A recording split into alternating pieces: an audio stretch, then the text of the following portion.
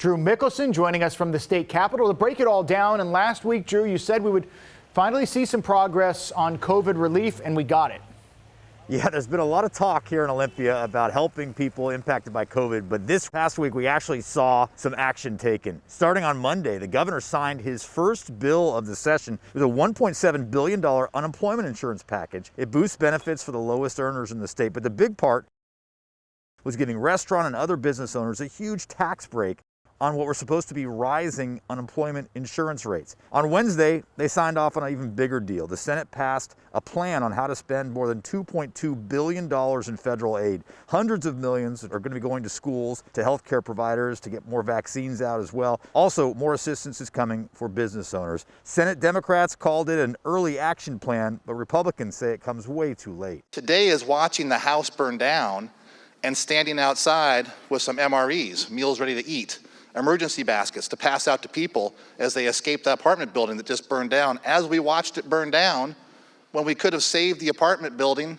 back in May. We're ready to beat this virus back. We're ready to open our economy. We're ready to open our schools. We're ready to get our kids back in school and childcare. We're ready to go back to work. We're ready to pay our rent. We're ready. We're tired of COVID.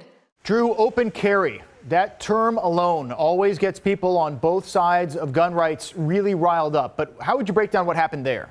So two bills are advancing. They've already made it past that deadline to get out of committee. One of them would make it a felony for 3 or more people to openly carry firearms in a group that could be interpreted as intimidating. The other bill that's a little more controversial would ban the ability to carry a firearm out in public within 250 feet of any demonstration and anywhere here on the state capitol grounds in Olympia. Our exclusive King 5 News poll asked people across the state what they think about that bill, and when asked should the state allow open carry during protests, more than half said prohibit it and 28% said allow it. That's a 2-to-1 margin. But it depended where people live. Take a look at the differences between Western and Eastern Washington. While 29% in Western Washington said allow it, 41% on the other side of the state chose that response. And prohibit shows a big disparity as well, with a 12-point gap between both sides of the state. You mentioned Monday's deadline. By the end of tomorrow, bills have to pass out of committee, or technically they're dead, but we've always been told that no bill is truly dead until they leave Olympia, and they will be here into late April. All right, Drew, what about like a big picture? So states govern themselves differently all around our country. And here in Washington, I don't know how many viewers know, we have basically like a 3-4 month window to get everything done. Why is that the case?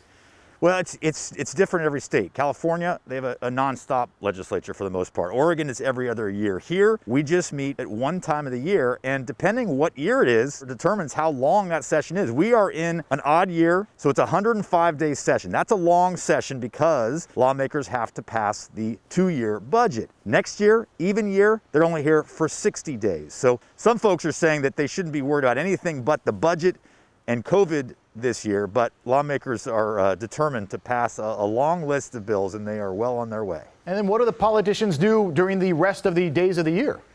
It depends who it is. Some of them go back to their day jobs. Some are teachers, there's a school counselor, they're police officers. Others, this is their only job, but it's a part-time job. And for those who don't have another source of income, it's really their only way to make a buck. So there's always that argument that they want to keep themselves here longer for that, but not many folks, at least who work here, seem to believe that.